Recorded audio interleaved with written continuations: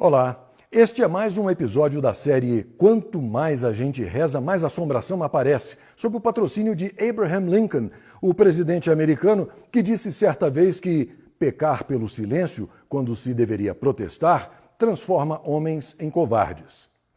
O Supremo Tribunal Federal, verdadeira fonte da instabilidade política vivida pelo Brasil, não se cansa. O sabidamente ilegal e inconstitucional inquérito sobre fake news que a vigarice jurídica do Fazendão montou, dirigida e executada por Dias Toffoli e Alexandre de Moraes, assume contornos cada vez mais definidos de censura, pura e simples.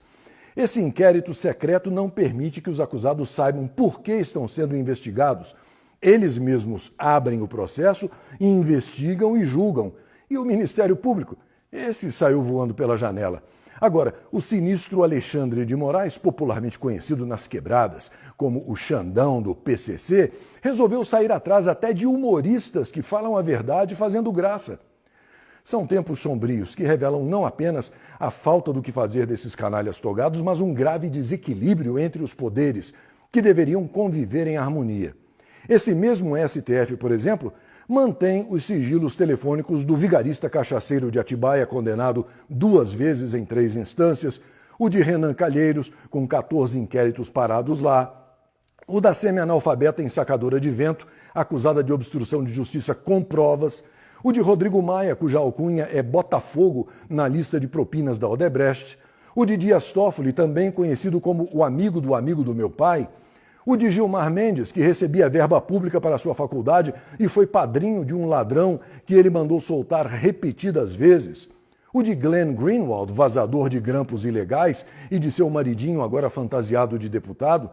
O de Manuela Dávila, que fez a ponte entre os hackers e Verdevaldo.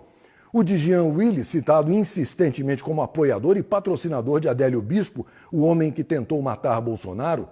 O de Sérgio Iscariotes Moro, o de todos os governadores envolvidos em falcatruas com o dinheiro público, o do homicida Adélio Bispo, assim como dos advogados dele. No entanto, o sigilo telefônico de Jair Bolsonaro tem que ser quebrado, porque a lei é para todos. Enquanto isso, Gilmar Mendes proibiu que as contas dele, da mulher e da mulher de Dias Toffoli sejam investigadas por repasses expressivos, assim como as contas de Glenn Greenwald. Ricardo Lewandowski rasgou a Constituição e não cassou os direitos políticos da vigarista ensacadora de vento no momento do impeachment dela. Não faz muito tempo que Xandão do PCC teve um momento mãe de Iná e achou que o delegado indicado por Bolsonaro para dirigir a PF viria a cometer um crime no futuro. Depois, mandou prender manifestantes na porta de sua casa, exercendo um poder de polícia que ele não tem, igual a Lewandowski, que mandou prender um passageiro dentro de um avião comercial sem ter poderes para isso.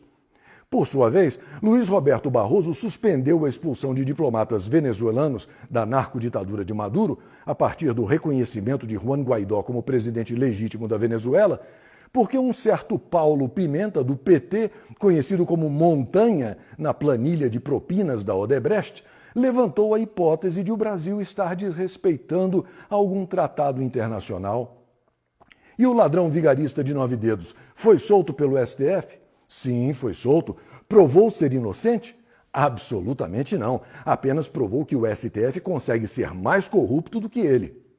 Eu mesmo vivi 65 anos para ver uma mulher ser presa sozinha numa praça pública deserta e a justiça soltar 30 mil condenados, um deles com 52 estupros.